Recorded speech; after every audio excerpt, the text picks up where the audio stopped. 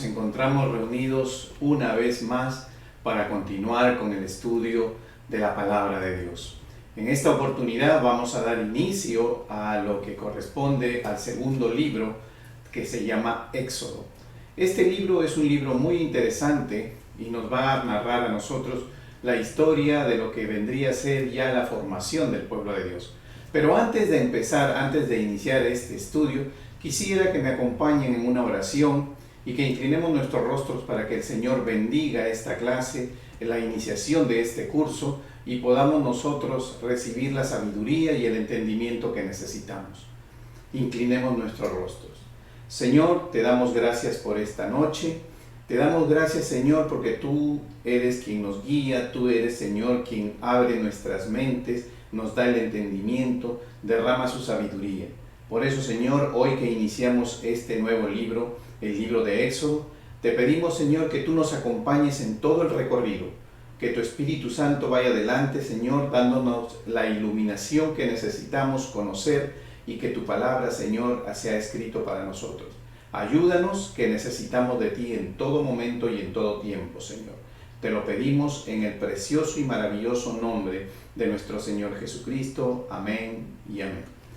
Hermanos, amigos, hoy vamos a iniciar este hermoso libro de Éxodo. Éxodo es una narrativa que corresponde a la salida del pueblo hebreo, el pueblo israelita, porque ese es el nombre que tenía en ese entonces, pueblo de Israel, pueblo israelita, pueblo hebreo, de lo que es egipcio después de Egipto, después de 430 años que vivieron en la área de Gosén y que en los últimos años vivieron esclavizados. Nosotros hoy vamos a empezar el desarrollo de este libro con una introducción, porque es necesario que nosotros conozcamos cuál era el medio, cuál era la manera, cuál era la forma en que ellos vivían, y además es necesario conocer algo muy importante, porque si estamos hablando de Éxodo, estamos hablando de camino, de travesía, de viaje, tenemos que conocer la geografía bíblica, porque estamos hablando de una ruta que ellos han seguido, ¿no? Y vamos a entender por qué sucedieron los hechos de esa manera. En este libro es muy importante conocer la geografía bíblica porque es la primera forma en la que nos va a explicar por qué sucedieron las cosas de esta manera, por qué el camino, el éxodo, la vía que tomaron fue esa y no fue otra. Entremos ahora a lo que vendría a ser el día de hoy, la introducción y el capítulo 1 y 2 del libro de Éxodo. Para esta introducción yo quiero empezar con un mapa. En este mapa que ustedes están observando, ustedes están teniendo a la vista lo que es la tierra de Canaán y lo que es Egipto.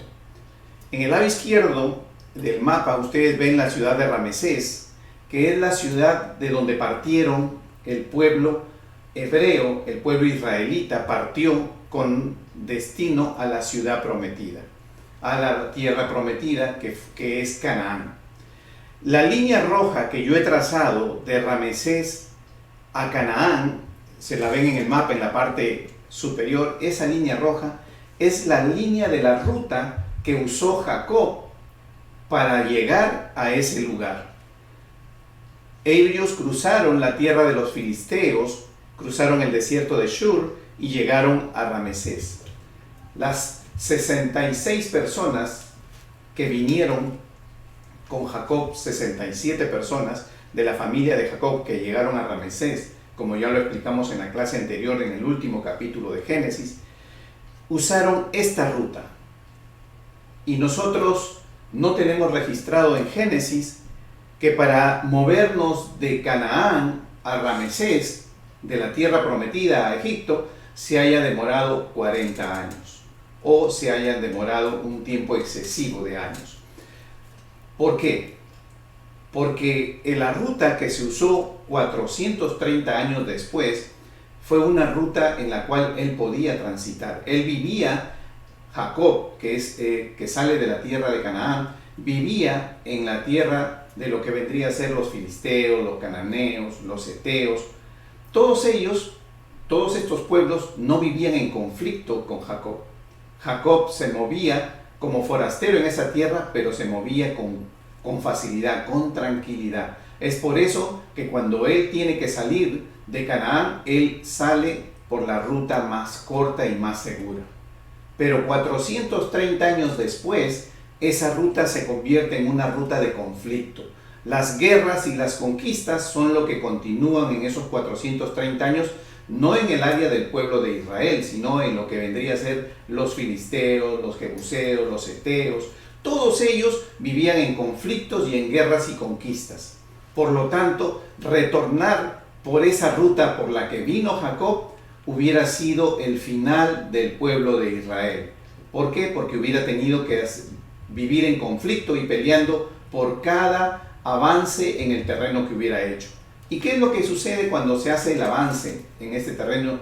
El principal problema cuando ellos salieron es que salió un pueblo sin ejército, un pueblo sin preparación, un pueblo que todavía no había sido realmente cohesionado, unido, ¿no? Para que trabajen con un solo sentido, que era preservarse ellos mismos con adoración y reconocimiento de Dios. Por esa razón ellos no pudieron tomar esa ruta, porque ya era una ruta de conflicto. Y es necesario, cuando uno inicia un estudio como este bíblico de Éxodo, es necesario no solamente enfocarse en la parte de lo que es la palabra de Dios, sino que hay que revisar la parte histórica de los 430 años que estaban sucediendo en lo que corresponde alrededor de toda la zona.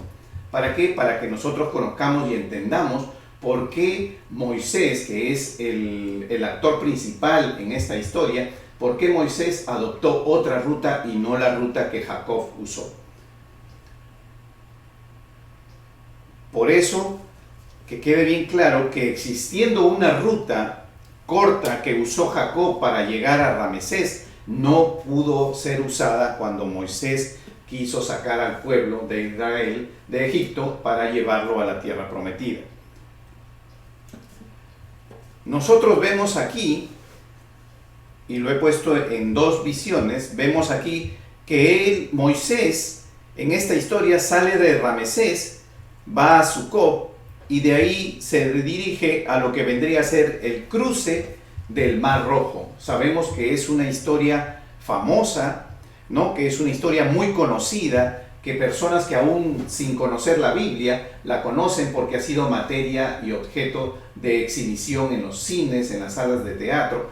Y este milagro de Dios, esta acción de Dios para demostrar el poder que Él tiene de abrir el Mar Rojo, la vemos nosotros en cuanto a lo que es ruta. Vemos que ellos cruzan el Mar Rojo y hacen una ruta de que vendría a ser Ramesés, ¿no? Se dirigen de Ramesés, ellos toman después Sucot y de ahí vienen a esta ciudad de Pi-Hahiroth y cruzan el Mar Rojo.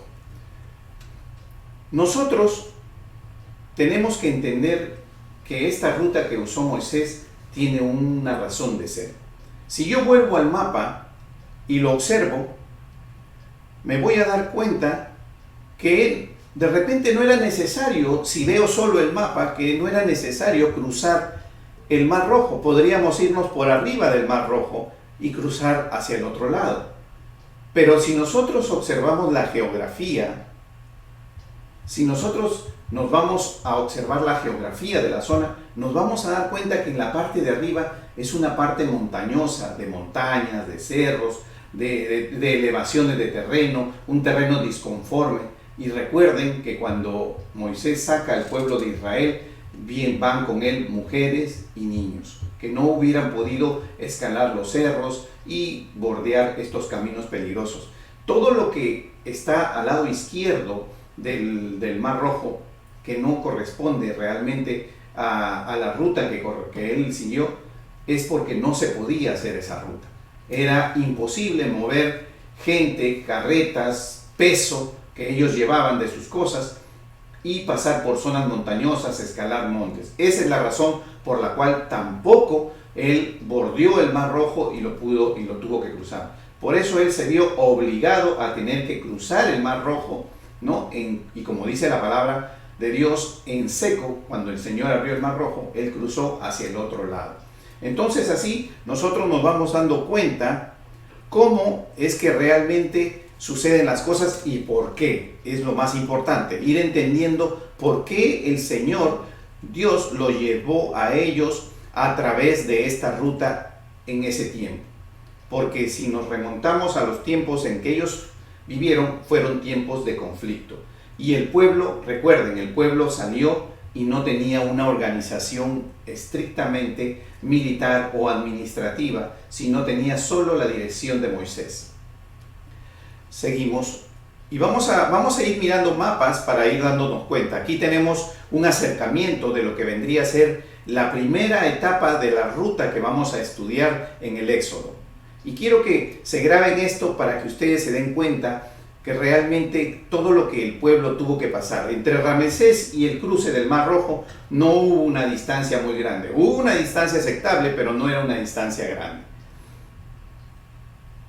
Ahora, cuando nosotros continuemos con la historia, y quiero que observen este mapa, donde yo le he colocado acá, Moisés se trasladó de Egipto hasta Madián, donde Dios se le reveló y se casó con Séfora. En este lugar, en Madián, él se casa, ¿no?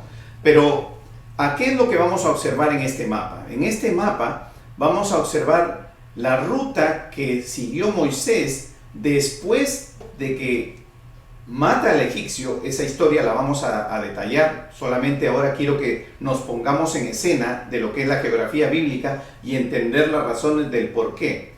Entonces, Moisés sale del área de Egipto y llega al área de Madián.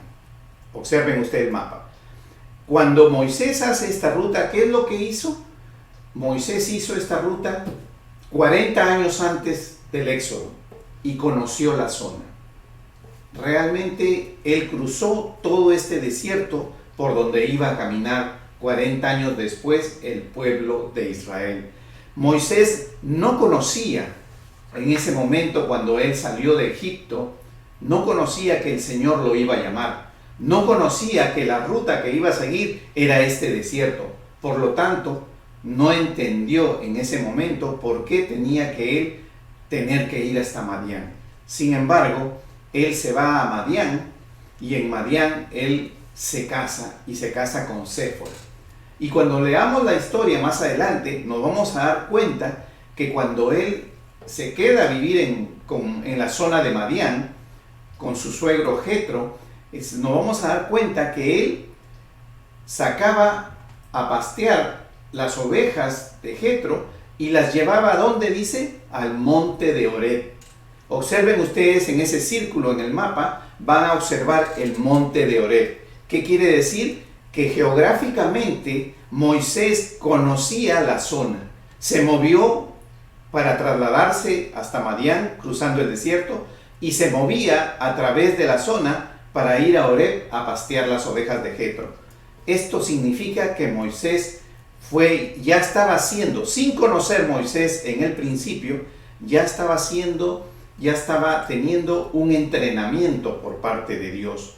Ya estaba él recibiendo esa preparación que el Señor le da a todo siervo de Dios, de acuerdo a las circunstancias en las que va a actuar. Sabemos que José tuvo una preparación y que fue el administrador de la casa de Potifar, fue el administrador de la cárcel. Cuando el Potifar lo puso nuevamente como el guardia, el capitán de la guardia en la cárcel, lo puso a cargo de los presos. En la casa administraba los bienes de la casa y en la cárcel administraba los presos, las personas, y aprendió la administración para eso, con la bendición y la guianza del Espíritu Santo. Asimismo, Moisés recibe una diferente preparación, porque Moisés va a ser un guía. No solamente va a ser un guía en la parte espiritual, no solamente va a ser un guía en lo que es el cumplimiento y el seguimiento de las cosas de Dios, sino que también va a ser un guía terrestre, un guía que va a tomar un camino donde él ya lo conocía, donde él sabía perfectamente dónde estaban los lugares. ¿Por qué? Porque el Señor ya lo había llevado desde que él salió de Egipto, 40 años antes, lo llevó caminando por la zona hasta Madián, y durante su vida, sus 40 años que vivió con Jetro, antes de recibir el llamado de Dios para liberar el pueblo de Israel, él se movió por la zona, inclusive llegó hasta el monte de Sinaí, el monte Horeb. ¿Se dan cuenta ustedes cómo el Señor le dio la preparación y cómo es la diferencia entre la preparación de José y la preparación de Moisés? Porque cada siervo de Dios tiene la preparación que necesita para la obra que ha sido llamado. Todos nosotros, como siervos de Dios, tenemos una obra, tenemos un propósito, tenemos un diseño por parte de Dios.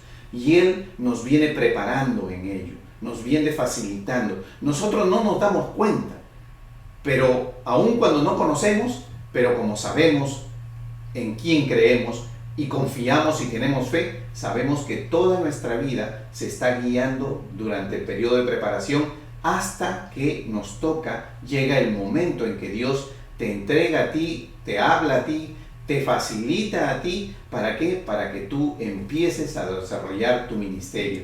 Y es así como nosotros lo vemos. Lo hemos visto en Génesis con José, lo hemos visto, vamos a ver ahora detalladamente en lo que es Éxodo con Moisés. Por eso nosotros debemos prestarle mucha atención a la geografía, porque la geografía nos abre la mente y nos permite a nosotros conocer por qué no se hizo esta ruta. Porque 430 años después, la ruta de los filisteos era una zona de conflicto y el pueblo no era militarmente armado. ¿Por qué no se hizo la ruta para bordear lo que es el Mar Rojo? Porque era una zona montañosa y no se podía llevar peso, mujeres y niños escalando montañas. No hubiera podido ser posible. ¿Se dan cuenta? Entonces, la única ruta en el momento que sucedió fue la ruta que Dios le designó a Moisés. Y cruzó el Mar Rojo porque Dios le mostró no solamente a Moisés, sino al pueblo de Israel, quien no había sabido de él por muchísimos años, le mostró a él quién era él, el Dios todopoderoso, el Dios de lo imposible. Continuamos. Por eso es muy importante, y ahora en esta clase me he dedicado a dar un poco la introducción con mapas, porque de eso se trata. Se trata de un desarrollo y un desenvolvimiento de lo que es una ruta, y los sucesos los vamos a ir viendo en la ruta que sucede. Entonces, hemos quedado claro que Moisés fue entrenado ¿para qué? Para conocer la zona antes del tiempo que llegue la liberación del pueblo de Israel. Observen ustedes aquí, en un acercamiento, vemos que Madián y el monte de Horeb estaban relativamente cercas y él se movía de este lugar hacia el otro para pastear las ovejas de Jetro. Ahora, vamos a entender esta figura. Les voy a explicar, observen ustedes esta figura, les voy a explicar. Esta figura, que la voy a volver a poner dentro de un momento, corresponde a lo que es el libro de Éxodo, el libro de Levíticos, el libro de Números y el libro de Deuteronomio. ¿Por qué lo he puesto en un mapa? Porque estos 4 libros que vamos a estudiar es una sola historia. Estos 4 libros que nosotros los conocemos en la Biblia están conectados, están entrelazados con una sola historia, y es el Éxodo. El Éxodo, que empieza en Ramesés, termina en Jericó, con el ingreso del pueblo israelita a ¿dónde? A la tierra prometida. Sabemos que la historia de Jericó ya implica un nuevo libro porque es Josué, pero ahí, desde Ramesés hasta Jericó, sabemos que el pueblo de Israel caminó 40 años. En esos 40 años sucedieron diferentes tipos de eventos, pero esos 40 años marcaron la escritura de estos libros. Éxodo, el inicio; Levíticos, la manifestación de las leyes, ¿no? La manifestación de todos los mandamientos que Dios le dio. Sabemos que en el monte de Sinaí el Señor entregó los 10 mandamientos y les dio todos los preceptos que los judíos tienen ahora, que se llaman judíos, que en ese entonces necesitaban. Al final, cuando ellos terminan todo este recorrido, Dios termina dándoles, sabemos hoy día que termina dándoles 613 leyes. Entonces, sabemos que ellos tienen leyes sociales, leyes rituales, leyes que cumplen con lo que vendría a ser el tabernáculo, leyes que ellos van a ir cumpliendo a través de diferentes cosas para diferentes motivos, como el Señor les enseña. Posteriormente vamos a ver nosotros que Números es la historia que está después del monte de Sinaí. Cuando empecemos a leer Números y estudiar Números, nos vamos a dar cuenta que es todo con relación a lo que es la última generación, la generación que salió. Después de que la generación sale, sabemos que el Señor castiga a Israel por la actitud que tiene, y ninguna persona mayor de 20 años ingresa a la tierra prometida. Entonces, ¿en qué momento de la historia, de la trayectoria que nosotros vamos a estudiar, en qué momento de la trayectoria esta generación muere? Es en el momento que están viviendo en Números. Porque la última parte, o sea, la última parte ya para llegar a lo que es la tierra prometida, es Deuteronomio. Y sabemos que se caracteriza porque es esa nueva generación, la generación que no tuvo 20 años y que empieza con un refrescamiento de la ley. ¿Por qué? Porque ellos no fueron instruidos, eran jóvenes. Entonces en ese momento, todos ellos fueron nuevamente recordados e instruidos por Moisés en un principio. Sabemos que antes de entrar Moisés era el líder, y entonces fueron instruidos por Moisés para cuando lleguen a la tierra prometida conozcan ya de las leyes de Dios. Regreso al mapa para que lo entendamos y hablemos de esto. Observen ustedes, esta primera parte que yo le pongo Éxodo y pongo esta línea morada, vendría a ser la historia del primer libro, que es el libro que vamos a estudiar el día de hoy, que vamos a empezar el día de hoy. Y Levíticos vendría a ser este círculo naranja, que es el monte Sinaí, el monte Horeb, donde se dan o se dictan prácticamente casi todas las disposiciones para que el pueblo judío pueda tener una vida no socialmente aceptable, para que pueda el pueblo honrar, alabar y adorar a Dios, para que el pueblo pueda ser perdonado, la manera en que van a hacer sus sacrificios. Todo esto es como consecuencia de la organización que Dios dispone al pueblo. Y Dios, a través de Moisés, les comienza a dar todas estas disposiciones. Y sabemos que las disposiciones corresponden al libro de Levíticos. Asimismo, posteriormente del tiempo en que ellos pasan este momento, ellos comienzan nuevamente a moverse. Sabemos que caminan por 40 años en esta área, como parte del castigo. Y toda esta área verde que vemos acá vendría a corresponder al libro de Números. Todos los eventos que sucedieron están escritos en el libro de Números, y esto incluye que la generación que salió de Ramesés, y esa es la generación que al final no ingresa a la tierra prometida porque Dios así lo dispuso. Y en la última parte tenemos el libro de Deuteronomio, que es la parte donde ya final, donde ellos van a llegar a lo que vendría a ser frente a Jericó, a las murallas, a los muros de Jericó. Una historia muy impresionante que corresponde al libro de Josué. Sin embargo, todo este libro ya corresponde a la nueva generación, a la generación que va a entrar a la tierra prometida, y una de las características que tiene, como lo hemos dicho, es que todos ellos son nuevamente reinstruidos en las leyes y las normas de Dios por parte de Moisés. Y es así como realmente implica esto. Éxodo es solo el inicio. Éxodo solamente es de Ramesés al monte de Sinaí. Ese es el libro. Eso es la parte que vamos a estudiar. Por eso que les muestro todo esto, para que ya ustedes, con una mente más abierta y más conocedora, ustedes puedan ir entendiendo qué es lo que está pasando y qué es lo que va a pasar y por qué es que sucede de esa manera. Entonces ahora quiero yo invitarlos a que me acompañen con sus Biblias. Vamos a analizar, vamos a estudiar el capítulo 1 y el capítulo 2. Es estos dos primeros capítulos que nos habla al principio sobre todavía de Jacob, y después vamos a hablar sobre lo que es el nacimiento de Moisés. Quiero por favor que me acompañen y vayan a sus Biblias y empecemos este estudio en Éxodo capítulo 1, versículo 1 al 10. Vamos a leer. Éxodo capítulo 1, versículo del 1 al 10. Y dice así la palabra: estos son los nombres de los hijos de Israel que entraron en Egipto con Jacob. Cada uno entró con su familia: Rubén, Simeón, Leví, Judá, Isaacar, Zabulón, Benjamín, Dan, Neftalí, Gad y Aser. Ya sabemos que estamos hablando de los 12 hijos de Jacob. Obviamente los que ingresaron fueron 11 porque José ya estaba ahí. Y ellos ingresaron con todas sus familias, y como dice aquí en el versículo número 5, dice: todas las personas que le nacieron a Jacob fueron 70, y José estaba en Egipto. Y murió José y todos sus hermanos y toda aquella generación.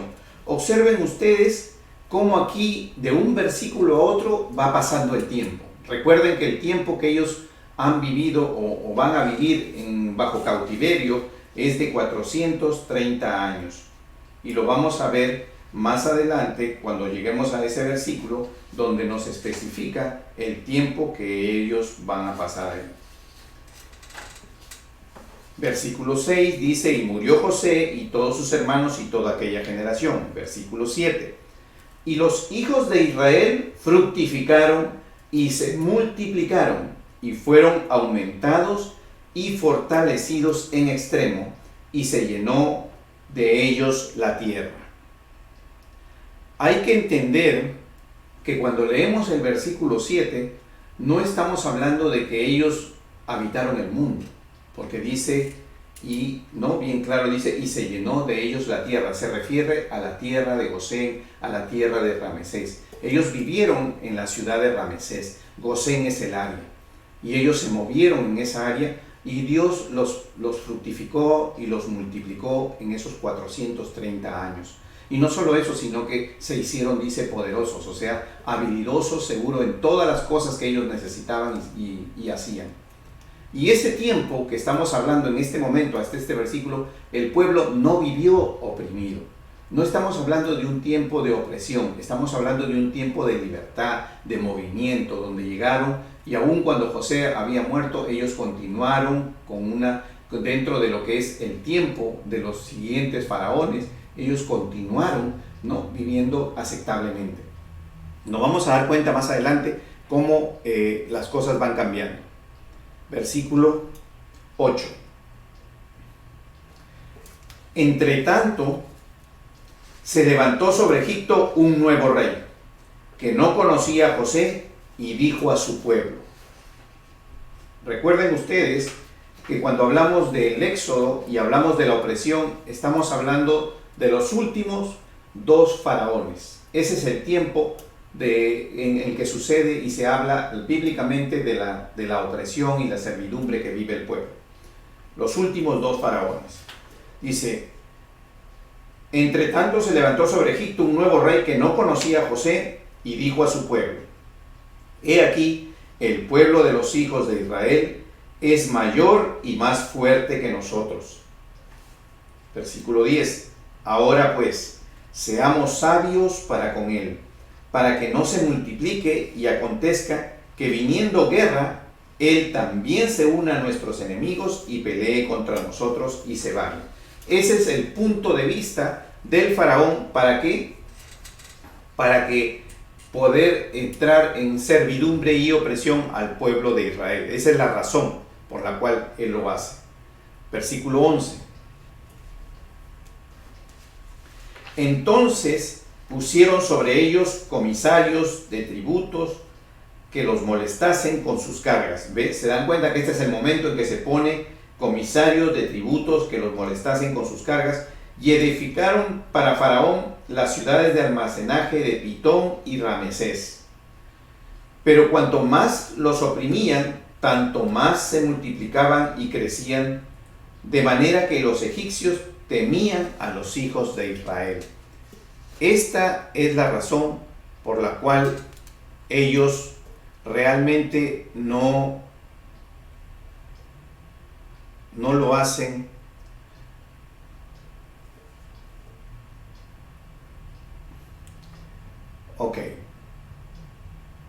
Vamos a leer, no tengo la imagen aquí de los versículos del 11 al 17, pero vamos a leer detenidamente para que ustedes me sigan en sus Biblias. Y después vamos a continuar con el 18 al 22.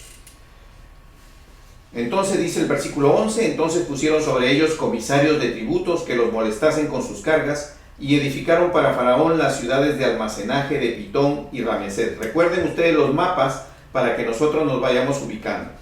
Pero cuanto más los oprimían, tanto más se multiplicaban y crecían, de manera que los egipcios temían a los hijos de Israel. Versículo 13. Y los egipcios hicieron servir a los hijos de Israel con dureza, y amargaron su vida con dura servidumbre, en hacer barro y ladrillo, y en toda labor del campo, y en todo servicio al cual los obligaban con rigor.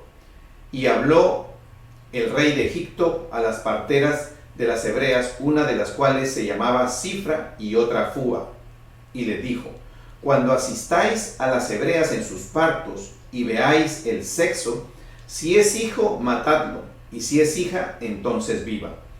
Pero las parteras temieron a Dios y no hicieron como les mandó el rey de Egipto, sino que preservaron la vida a los niños. Observen ustedes cómo en esta parte, observen ustedes cómo en este versículo 17, ¿no? Desde el 15 en que las nombran a Cifra y a Fúa, sabemos que estamos hablando de parteras que son egipcias. Entonces, estas egipcias, ¿no? de tener el contacto con los que vendría a ser el pueblo de Israel, ellas comenzaron a conocer algo de Dios. Por eso viene el temor de Dios viene al conocer de Dios, y ellas conocieron de Dios y tuvieron temor. Y después, ¿qué sucede? Ahora sí vamos a irnos al versículo 18 y nos vamos a dar cuenta cómo el Señor realmente al final, ¿no?, las bendice a ellas. Versículo 18.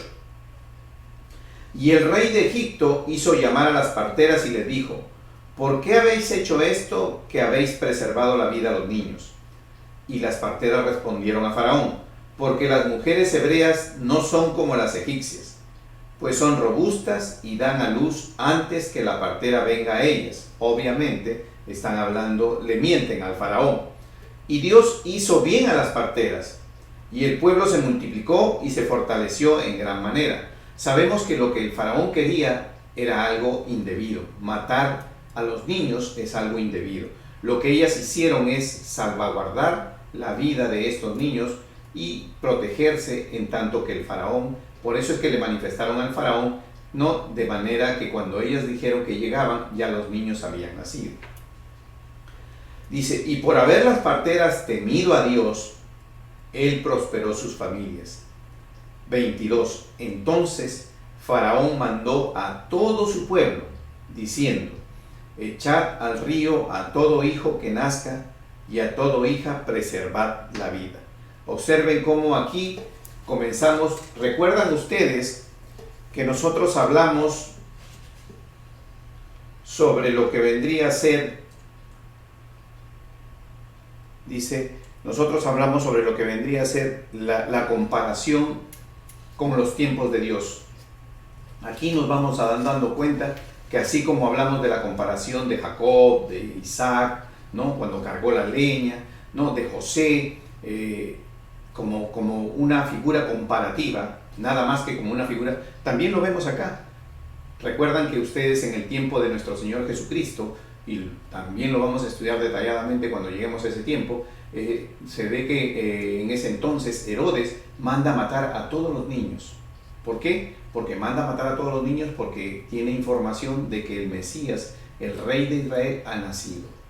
Y para salvaguardar lo que hace él para salvaguardar su puesto, su reino, su poder, él manda matar a los niños. Exactamente lo mismo que hace el Faraón, manda matar a todos los niños. ¿Para qué? Para debilitar el pueblo, para que el pueblo no se haga más fuerte en defensa de su puesto, de su poder, de su reinado que él tenía dominio. Y vemos cómo la comparación seguimos repitiendo. Siempre Dios nos ha ido mostrando comparativamente que desde que se inició la palabra de Dios en la escritura, con la que conocemos, Él siempre nos está mostrando lo que vendría a ser o va a suceder después con nuestro Señor Jesucristo. Ahora capítulo 2.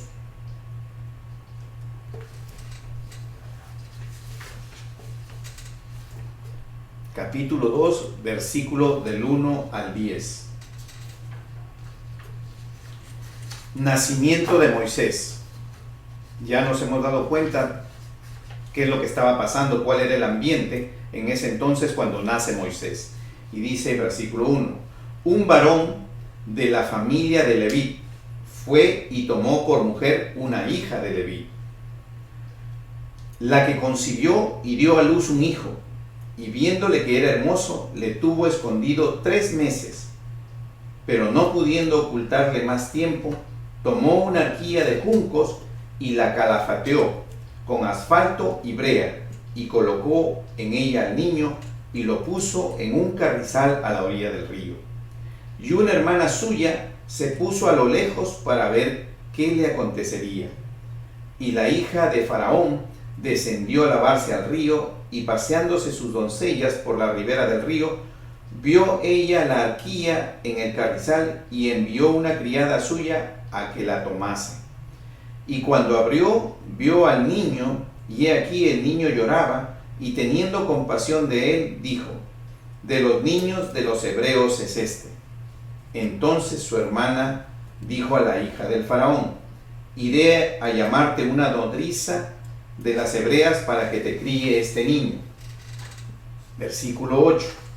Y la hija de Faraón respondió: ve. Entonces fue la doncella y llamó a la madre del niño, o sea, a la madre de Moisés, a la cual dijo la hija de Faraón: lleva este niño y críamelo, y yo te lo pagaré. Y la mujer tomó al niño y lo crió.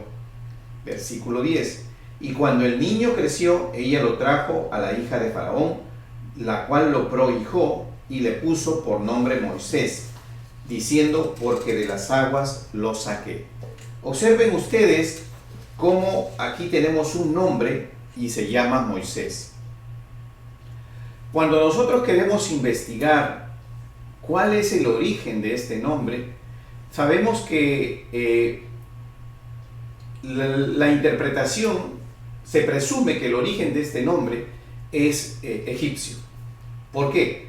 Porque primero, la que le coloca el nombre es la hija del faraón.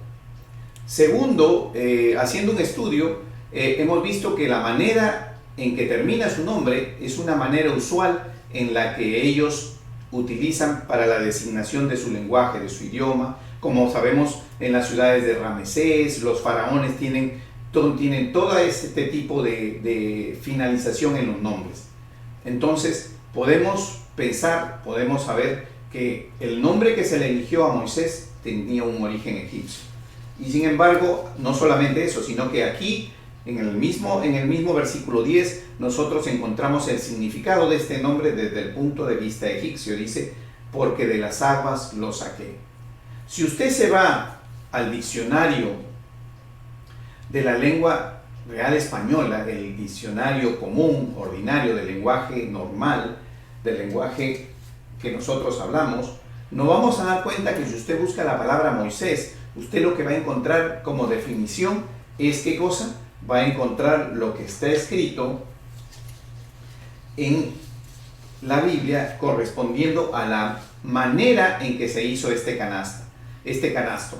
O sea, para definición del mundo es un canasto. Moisés es un canasto donde se coloca el bebé. ¿Por qué? Porque esa es la intención, la ideología que el mundo tomó para definir Moisés. Para los egipcios, Moisés vendría a ser lo que acá dice la palabra: porque de las aguas lo saqué. Y nosotros vamos a estudiar más adelante, porque los hebreos también le dan su significado a Moisés, y lo vamos a ver con la palabra más adelante.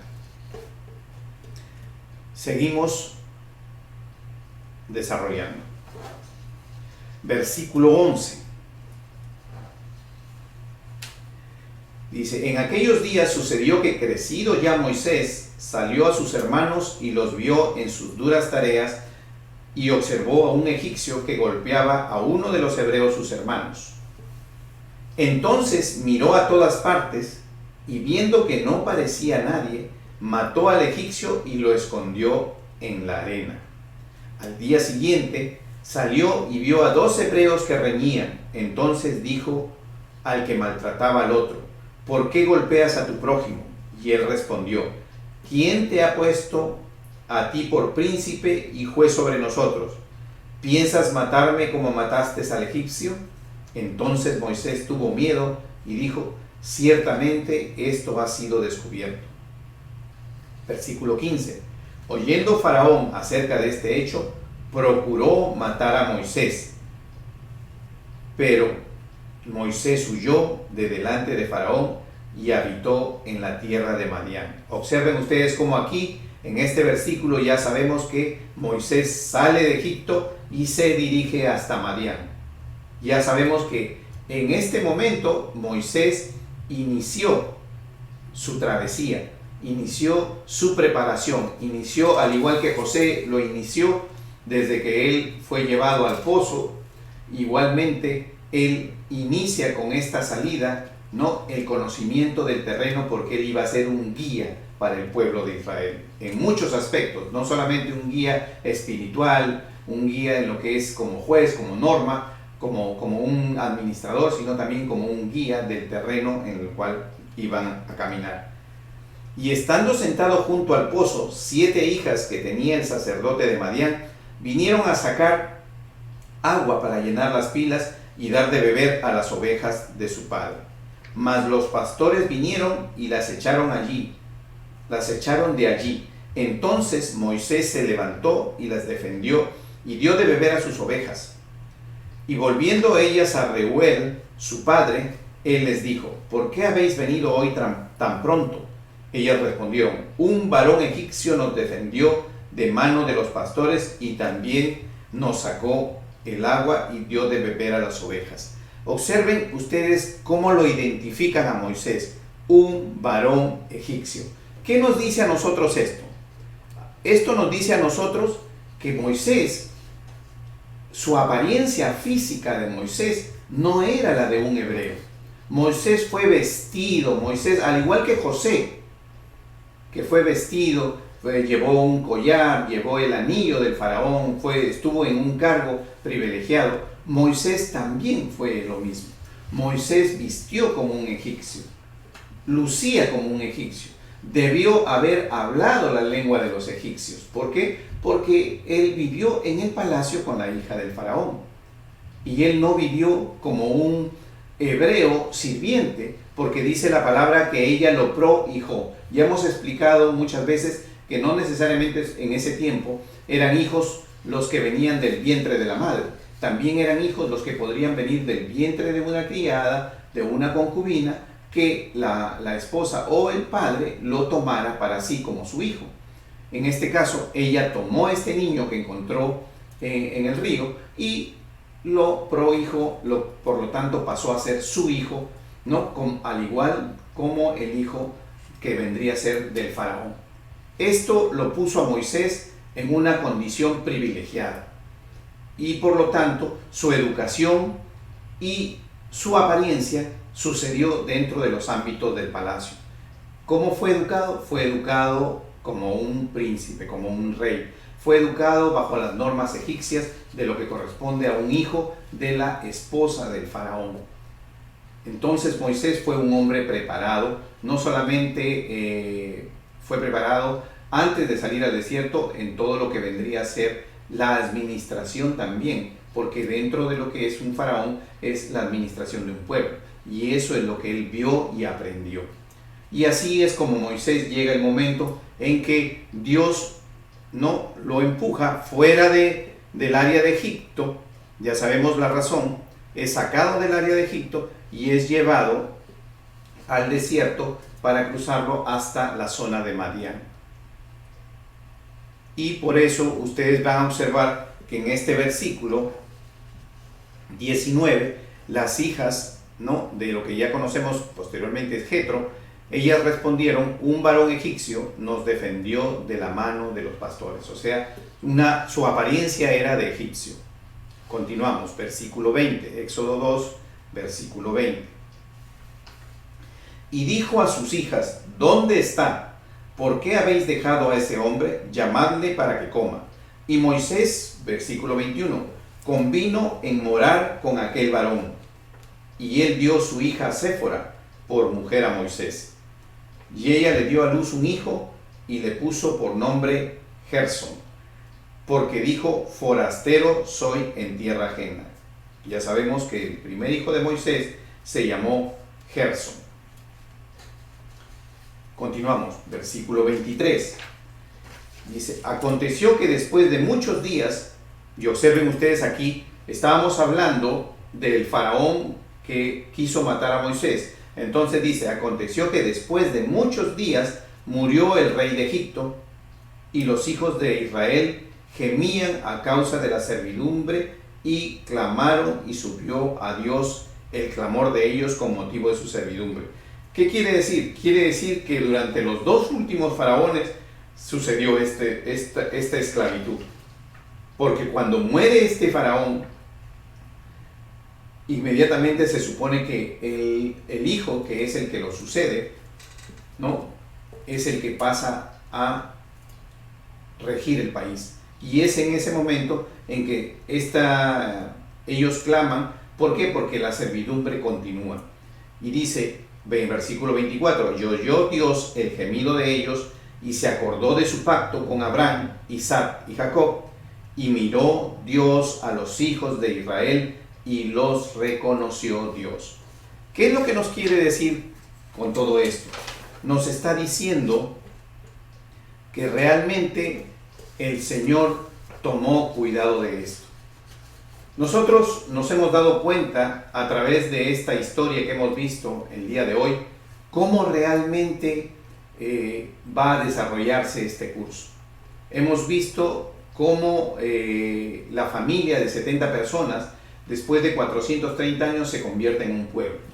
Vamos a ver más adelante que ese pueblo se convierte en aproximadamente más de 600,000 personas.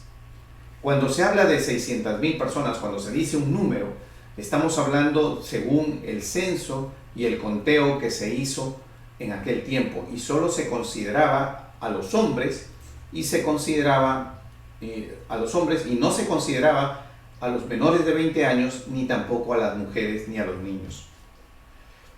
¿Qué significa esto? Que cuando hablamos de 600,000, no estamos hablando de 600, más de 600,000 dice la palabra. Específicamente lo vamos a determinar cuando lleguemos a los versículos que están ahí. Eso significa que el pueblo que salió podría contener, porque dice que se multiplicaron y tuvieron hijos, podría contener fácilmente 3 o 4 veces ese número. Si estamos hablando de 3, 4, 5 veces ese número, estábamos hablando de 2 millones de personas o más. Y si leemos más adelante nos vamos a dar cuenta que no solamente salió el pueblo de Israel en la liberación, que hubo otros pueblos o otros oprimidos que también vivían en Egipto, que aprovecharon ese momento y también se fueron. Entonces, si sumamos todo, no podría darles un número exacto, pero históricamente cuando hemos leído, nos hemos dado cuenta que podría haber sido hasta 3 millones de personas las que salieron de Egipto con Moisés. Y lo entendemos, ¿por qué? Porque vamos a ir analizando todas las cosas conforme a cómo está escrito en la palabra. Esto es todo por el día de hoy. Quería que quede bien claro para que nosotros podamos entender lo que era la travesía, toda la geografía en la que nos vamos a mover, el nexo que corresponde con estos 4 libros, como es Éxodo, Levíticos, Números y Deuteronomio, que corresponde a una sola historia. Es una sola historia que termina en Jericó. Le doy gracias por su atención y los espero el próximo martes a las 8:30 de la noche, donde continuaremos este estudio y entraremos ya de lleno a lo que corresponde el libro de Éxodo. Gracias y Dios los bendiga.